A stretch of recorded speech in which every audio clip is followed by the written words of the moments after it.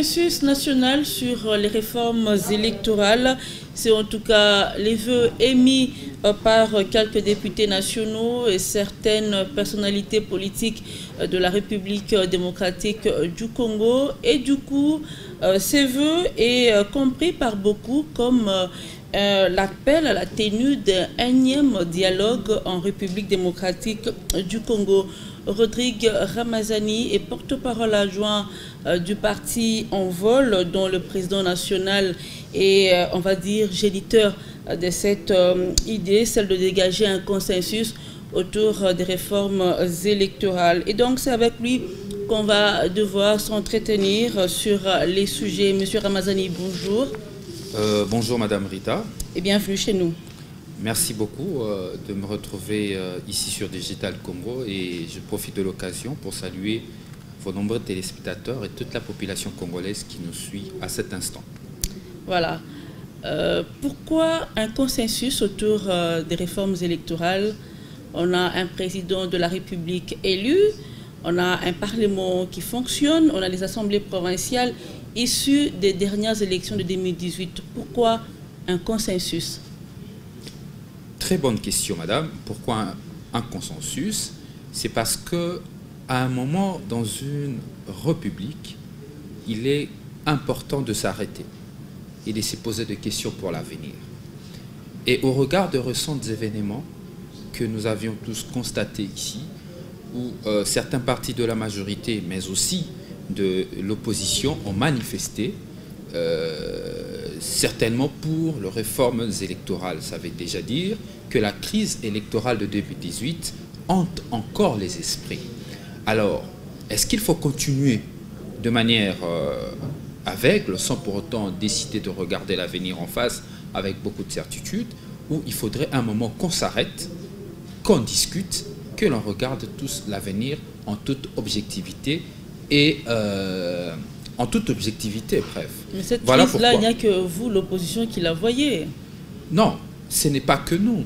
Vous savez, on oublie vite, hein, le président de la République, Félix Antoine Tshisekedi, lors de son premier discours sur l'état de la nation, a émis le vœu qu'il puisse y avoir certaines réformes, notamment le retour du deuxième tour de l'élection présidentielle. Il s'agit là d'une réforme électorale, bien que l'Envol aussi, de mon parti, a déjà initié une proposition de loi portant révision constitutionnelle allant dans le même sens. C'est pourquoi, aujourd'hui, il est important de revenir sur certaines questions, de discuter et de trouver un large consensus. Voilà pourquoi les initiateurs, vous avez dit tout à l'heure que l'honorable Sessamba est géniteur. Moi, je dirais mieux qu'il est parmi les initiateurs, parce que les initiateurs, ce sont des personnalités politiques, des personnalités de la société civile qui se sont rencontrées et qui ont décidé de porter une idée, une discussion, parce qu'on ne peut pas éviter aujourd'hui, d'abord, en tant qu'Africain, de revenir sur l'arbre à palabres lorsqu'il y a des problèmes. On ne peut pas aujourd'hui nous dire qu'il n'y a pas de problème. Il y a eu des problèmes. Même le président de la République, garant du bon fonctionnement des institutions, l'a dit clairement qu'il y a eu des problèmes lors des élections, lors de dernières élections. Il est quand même important aujourd'hui que nous puissions se rencontrer et discuter pour que nous tous, nous puissions finalement converger vers une même idée. Il est irresponsable de notre part, nous étant qu'acteurs politiques, pour que nous puissions trouver des consensus autour de grandes questions de la République. Il faut faire couler le sang de notre peuple. Voilà pourquoi les initiateurs ont trouvé mieux cette initiative, d'ailleurs que mon parti, l'Envol, que je représente ici, soutient, parce que nos députés aussi sont signataires. Il n'y a pas que l'honorable Sessanga, c'est juste une parenthèse, il y a le secrétaire général de mon parti, l'honorable Jean-Marc Mambidi Koloboro, élu de Haut-Ouélé dans le territoire de Ouacha, est aussi signateur. Donc l'Envol soutient cette initiative. Pourquoi? Parce qu'il est de notre responsabilité. J'ai vu, lors de récentes marches, beaucoup de nos compatriotes, certains sont blessés, d'autres sont décédés, des familles ont pleuré. Est-ce qu'il faut continuer sur cet élan? On a vécu ça en 2015. On a vécu ça lors de la marche du carton jaune avec le fait Etienne Tshisekedi de heureuse mémoire.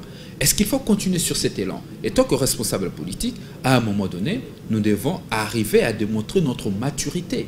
C'est le moment où les politiciens congolais et la société civile, bref, toutes les forces vives de la République doivent démontrer leur maturité, qu'au-delà de leurs égos, ils peuvent transcender leur clivage politique, se rencontrer autour d'une question aussi fondamentale qui est l'avenir de la République par les billets de l'accession au pouvoir qui est les élections, de se rencontrer et discuter, afin de trouver un consensus à leur niveau, sans pour autant que notre population puisse payer que notre peuple puisse payer de sa vie. Raison pour laquelle nous soutenons cette initiative. Il est important aujourd'hui que les acteurs se rencontrent et discutent pour que ce débat soit un débat républicain qui ne sera pas fait pour un camp contre un autre, mais dans un sens républicain où tous nous serons ensemble et on sera d'accord sur les enjeux à venir, parce que 2023 pointe à l'horizon. Voilà, vous réclamez des réformes électorales, mais est-ce que vous ne mettez pas la charrue avant le bœuf? Ces réformes-là, qui doit les conduire, qui doit les piloter? Est-ce que c'est l'équipe Nanga qui est déjà sortante, ou c'est l'équipe Malonda qui doit être investie? Non, écoutez, madame, les réformes sont toujours conduites par l'Assemblée nationale. Oui, j'ai écouté certains experts qui militent pour tel camp contre un tel autre camp. Je ne vais pas entrer dans ce débat parce que je suis au-delà de ça. Je suis vraiment au-delà de ça. Ce n'est d'ailleurs pas l'objet de l'émission. Je suis vraiment au-delà de clivage. Je suis au-delà de clivage. Ici, c'est plus l'intérêt, c'est pour mettre ensemble les acteurs politiques. Les réformes doivent être conduites. Les réformes sont conduites à l'Assemblée nationale. Après, on va voir s'il y a le gouvernement. La procédure est connue dans la Constitution. Les députés proposent des lois pour réformer. La loi doit être transférée auprès du gouvernement pour donner son avis et les choses continuent. Mais le problème ici, ce n'est pas les personnes. Le problème ici, c'est le système qu'il faut revoir. Il faut revenir aux élections de 2 tours. Il faut parler aussi de l'élection locale, parce qu'après les 3 cycles qu'on a connus, les élections locales n'ont toujours pas été organisées. Pourtant, dans l'esprit du constituant, la démocratie doit commencer à la base. Mais pour y arriver, il se pose un problème de moyens. Il faut revoir la décentralisation, parce que la manière dont notre décentralisation elle est faite ne permet pas en soi que les élections locales soient organisées rapidement. Raison pour laquelle, dans le cadre de notre proposition sur la révision constitutionnelle, nous l'avions proposé qu'on puisse revoir la décentralisation au niveau de chef-lieu de province, ainsi que les communes qui sont les émanations de villes chef-lieu de province, ainsi que les territoires, les secteurs et les autres entités. Nous pourrons le voir après. Ceci va nous permettre d'organiser rapidement les élections. Mais pour arriver à ça, les acteurs politiques ici, j'interpelle leur maturité. J'interpelle la maturité de toutes les forces vives de la République aujourd'hui de se mettre autour de cette question, de discuter, enfin de se mettre d'accord sur certaines questions aussi sensibles. Parce que nous écoutons beaucoup de choses dans des salons IP, dans des couloirs, comme on a l'habitude de dire. Certains aujourd'hui sont en train d'envisager des élections présidentielles au second tour, n'est-ce pas? Pas au second tour, comment on appelle ça, où le président de la République sera élu par les députés. Les autres envisagent le retour du 2e tour de l'élection présidentielle. Mais autour de tout ça, nous devons nous mettre à un moment donné. Nous sommes une république, nous sommes une nation. Le Congo, madame, je ne cesserai de le dire, le Congo est une idée du roi Léopold. En soi, ma mère, qui est de Bolomba à l'Équateur, et mon père qui est du Païkongi, là, dans le Grand Bandoudo, ils sont censés ne pas vivre dans un même pays. Mais l'idée du roi Léopold à l'époque a décidé de faire de la RDC le pays que nous avons aujourd'hui. Alors, parce que le biceps ne va pas construire le pays, parce que le fait de couler le sang de notre population n'est pas une raison de fierté, il est important aujourd'hui de quitter les émotions, de quitter nos clivages, de transcender nos différences, de nous réunir pour discuter la République, mettre les idées devant pour que nous puissions construire finalement une nation autour de valeurs. Monsieur Ramazani, ce que l'opinion craint aujourd'hui, c'est que en voulant mener les réformes avant la désignation des animateurs de la CENI, qu'on dépasse largement les temps et que finalement on trouve là une manière de repousser les élections. Là, vous plantez carrément les décors d'un glissement pour 2023. Loin de là. Parce que, excusez-moi de vous interrompre, sur ce même plateau, j'ai reçu un expert en matière électorale qui a bien signifié que ces réformes-là peuvent prendre des années. Libre à lui, c'est un avis personnel que je n'adhère pas. Moi, je peux vous dire, dès que le consensus est trouvé autour de grandes questions telles que nous le disons, écoutez, par exemple, prenons le cas de la réforme électorale, parce que j'ai entendu certains experts, parce que vous parlez d'eux, qu'il faut aller au référendum, pas forcément. Dès qu'il y a consensus autour de la question au sein de l'Assemblée nationale, un quota de députés peuvent initier la révision constitutionnelle et arriver à ce fin. Mais seulement... Mais là, vous confisquez au souverain primaire son droit d'exprimer sa volonté. Ce n'est pas la première fois qu'en République démocratique du Congo, nous puissions avoir une révision constitutionnelle. La toute première révision constitutionnelle de la Constitution de 2006 a eu lieu en 2011. Et avec quelle célérité, vous le savez. Donc, ici, ce n'est pas question de dire que nous sommes les initiateurs plantent les décors d'un glissement. Au contraire, les initiateurs veulent éviter à la République un glissement. Parce qu'aujourd'hui, est-ce que les gens se rendent compte que dans notre pays, chaque année électorale, le pays s'arrête pendant une année avant les élections et le pays s'arrête une année après les élections. Ça veut dire, avant l'organisation des élections, le pays s'arrête parce que la dernière année consacrée à l'organisation des élections. Et après les élections, il faut qu'il y ait des conciliabules pour qu'il y ait un gouvernement. Le pays s'arrête pendant ces deux moments. C'est le pays qui perd. Donc pendant les 2 mandats de Joseph Kabila, nous avons pratiquement perdu une affaire de 4 ans pour soit organiser les élections et préparer la mise en place d'un gouvernement. Mais autour de cette grande question, n'est-il pas aujourd'hui nécessaire que nous puissions d'abord nous arrêter et discuter et projeter l'avenir? Si nous ne le faisons pas aujourd'hui, oui, demain ça sera trop tard et le grand débat au moment où ça va venir, ça va certainement baliser le chemin pour ce que nous craignons tous. Mais si le débat commence tôt aujourd'hui, autour de ce grande réforme sur notamment la révision constitutionnelle, la loi électorale, la loi sur la CENI qui déjà a la proposition de loi sur la CENI qui est déjà au bureau de l'Assemblée nationale à travers l'honorable Christophe Lutundula, que nous soutenons d'ailleurs, nous soutenons cette loi, bien qu'à notre sens, il y a certains amendements qu'il faut apporter, mais la loi elle est déjà là.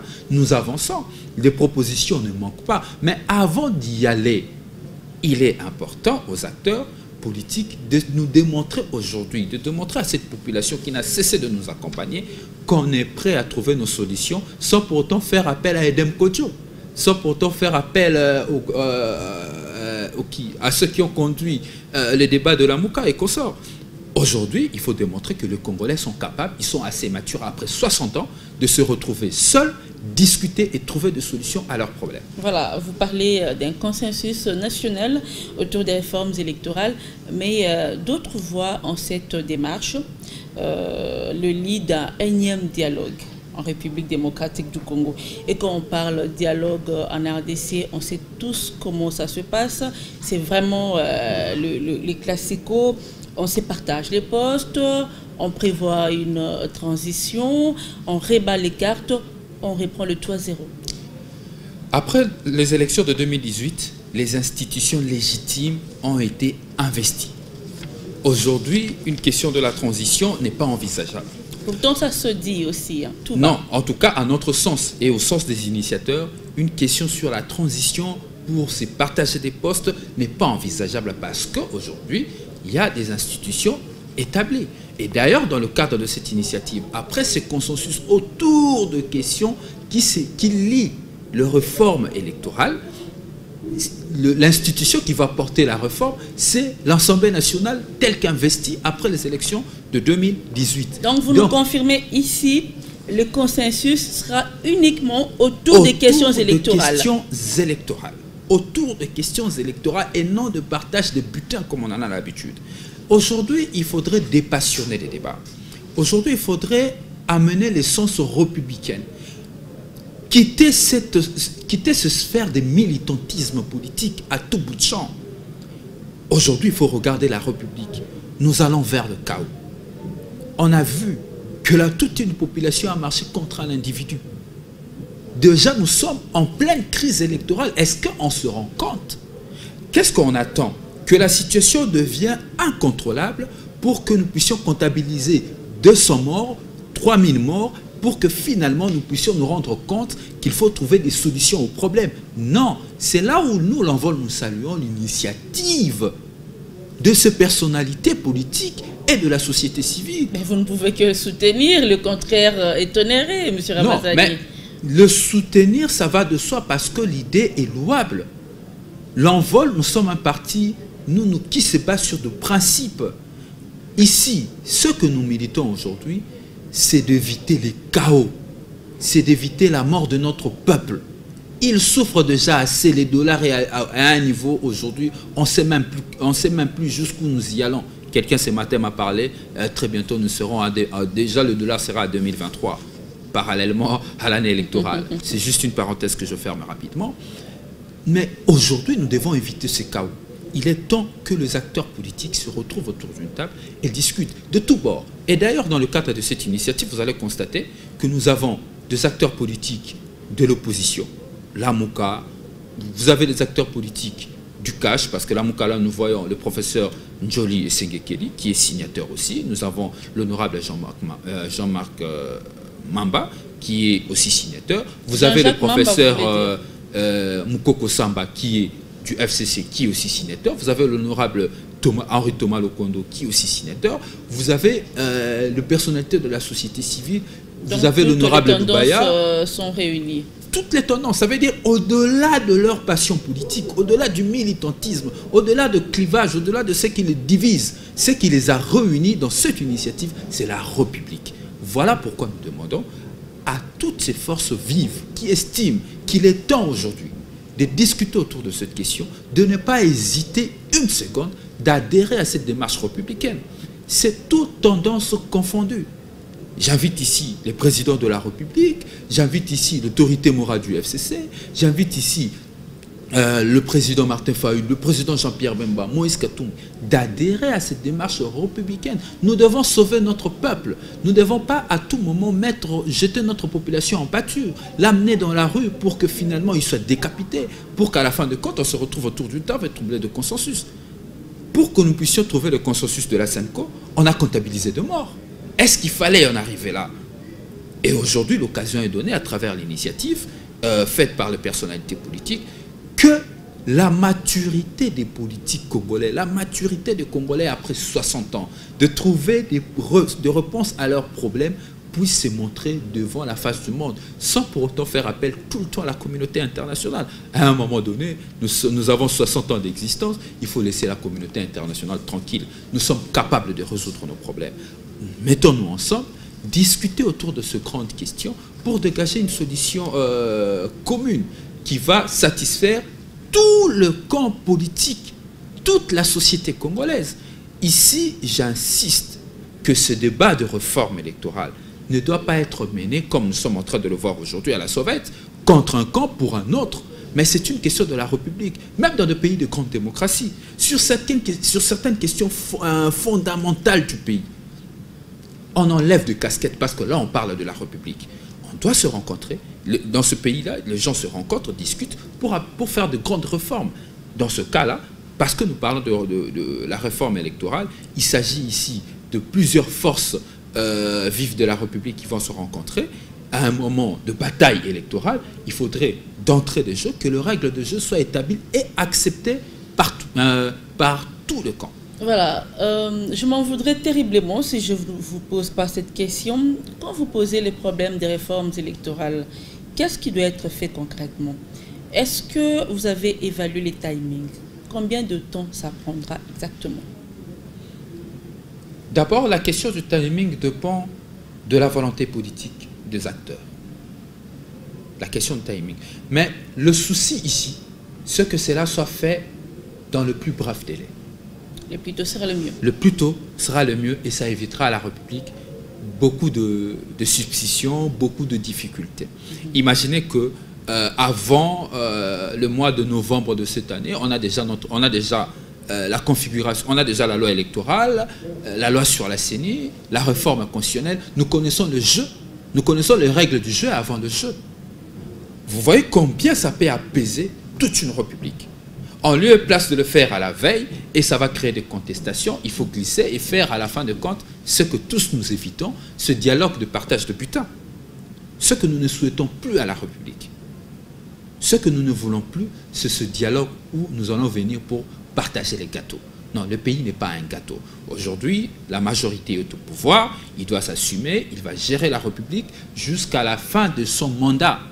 Et après, il y aura les élections et les jeux politiques vont continuer. Mais avant ça, nous devons d'abord établir les règles du jeu. Donc, sur la question de timing, je le dis ici, tout dépendra de la bonne volonté des acteurs politiques. Les initiateurs ont lancé la démarche. Je crois que d'ici peu, ils vont commencer les consultations, à aller voir chaque camp politique pour discuter autour de cette grande question. J'insiste, il s'agit là de la réforme constitutionnelle parce qu'il faut revenir finalement aux 2 tours de l'élection présidentielle, revoir la décentralisation afin d'organiser dans le plus bref délai dans le prochain cycle électoral qui va être fait concrètement. L'élection électorale. 2, il faut revoir la question de la loi électorale, revoir la formulation de la CENI. Est-ce qu'il faut continuer avec cette formule de la CENI qui, jusqu'aujourd'hui, a posé beaucoup de problèmes? C'est autour de toutes ces questions que les acteurs doivent se mettre d'accord, discuter et dégager un consensus pour éviter à la République un chaos.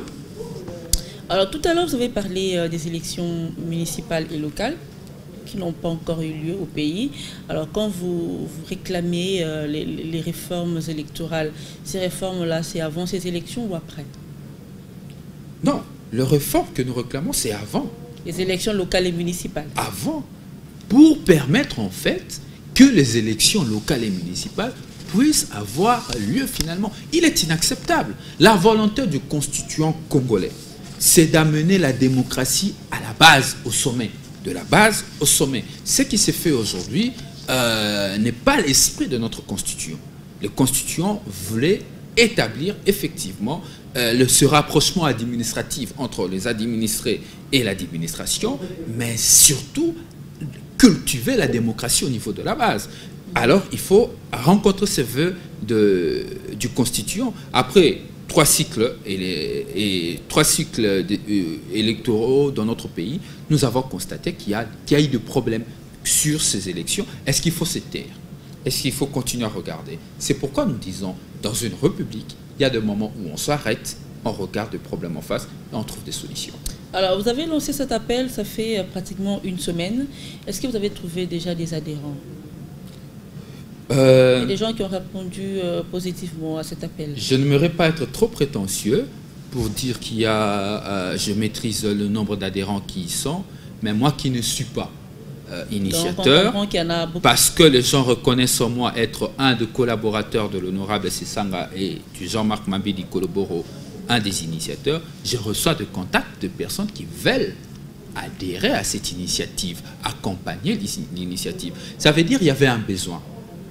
Il y avait un besoin, mais sauf que de l'autre côté, personne ne venait donner une piste de solution. Et les initiateurs ont pris ce courage, ont pris preuve cette responsabilité d'amener cette proposition au devant de la scène. Et beaucoup, en tout cas, beaucoup de personnalités politiques, de partis politiques, de regroupements politiques sont intéressés à l'initiative. Mais après, il faudrait voir comment est-ce que les initiateurs eux-mêmes gèrent toutes ces ambitions qui viennent vers eux. Après, nous allons revenir pour dire comment est-ce que cela va se dérouler. Mais tout ce que je sais, il y a une programmation.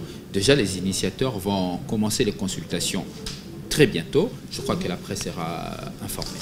Alors, une autre question qui nous est parvenue. Et si jamais votre démarche n'aboutissait pas, est-ce que vous avez une autre solution de rechange, un autre plan B? Vous aimez tellement le plan B après la SENCO. Ben, il faut toujours avoir une solution de rechange, envisager un autre scénario. Je comprends que le plan B de la SENCO, tout le monde est resté nostalgique dans ça. Toujours prudent. Oui, bien que le plan B n'est toujours pas aussi venu. Ce qui est vrai est que je dis encore que la difficulté ici est que la solution qu'on apporte, bref, les initiateurs, la solution que les initiateurs apportent, c'est quelque chose qui est salué par toutes les personnalités politiques, par tout le camp politique. Et jusque-là ont été approchés. Je ne vais pas ici être pessimiste pour dire que ça ne marchera pas.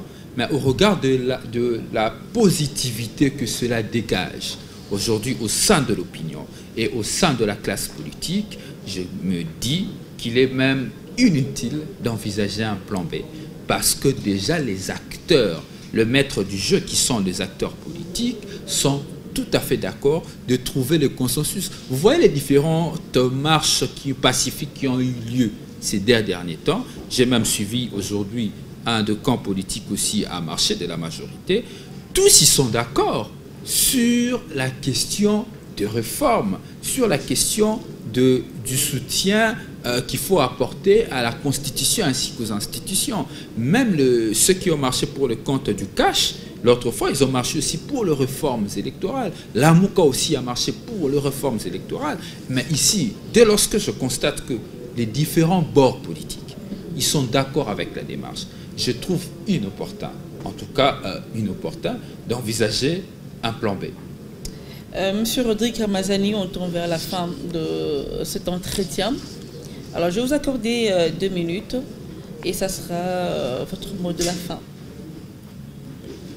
Oui, merci beaucoup d'abord pour l'invitation et je remercie tous ceux Congolais qui sont restés scotchés sur leur siège en train de nous regarder, suivre ce que nous sommes en train de dire. Le message est que nous sommes une république. Il faut que nous puissions arriver à un moment à dépasser nos égos personnels, de regarder le pays, de regarder l'avenir des Congolais. Aujourd'hui, la question de l'accession au pouvoir, depuis 2006 jusqu'à aujourd'hui, n'a cessé à susciter des débats, des discussions. On a perdu beaucoup. On a perdu. Thérèse Kapangal est pratiquement tombée entre nos mains, parce que moi et mon président à l'époque, nous étions dans cette marche-là. Nous connaissons la douleur de nos compatriotes, mais aujourd'hui, il est temps d'éviter cette crise à la République. C'est pourquoi nous faisons appel à toutes les forces vives de la République de venir rejoindre cette initiative, de l'accompagner pour sa matérialisation. Parce que la question de réforme électorale permet d'établir les règles du jeu avant les jeux. Et à ce moment-là, si nous sommes tous informés de la destination électorale, de règles du jeu qui va se pointer à l'horizon, je crois que nous allons amener ce climat de paix. Nous nous battons chaque jour pour qu'il y ait les investisseurs. Mais dans ce climat des désordres, dans ce climat des contestations, il est difficile de voir un investisseur sérieux amener ses moyens dans ces conditions, dans ce climat, pour investir. Nous avons le devoir, républicain d'accompagner cette initiative afin de permettre aux acteurs politiques de trouver les solutions entre eux, sans pour autant amener la population tout le temps dans la rue. Notre peuple a beaucoup payé. Il est temps qu'aujourd'hui, de mettre les idées en avant, de faire reculer les biceps pour que la raison emporte sur l'émotion. Monsieur Rodrigue Ramazani, merci d'avoir répondu à notre invitation. Je rappelle que vous êtes porte-parole adjoint du parti Envol. Moi, je vous dis merci de nous avoir suivis et vous fixe rendez-vous pour la semaine prochaine pour un nouveau numéro du magazine Entretien que j'aurai le plaisir de vous présenter une fois de plus. Merci.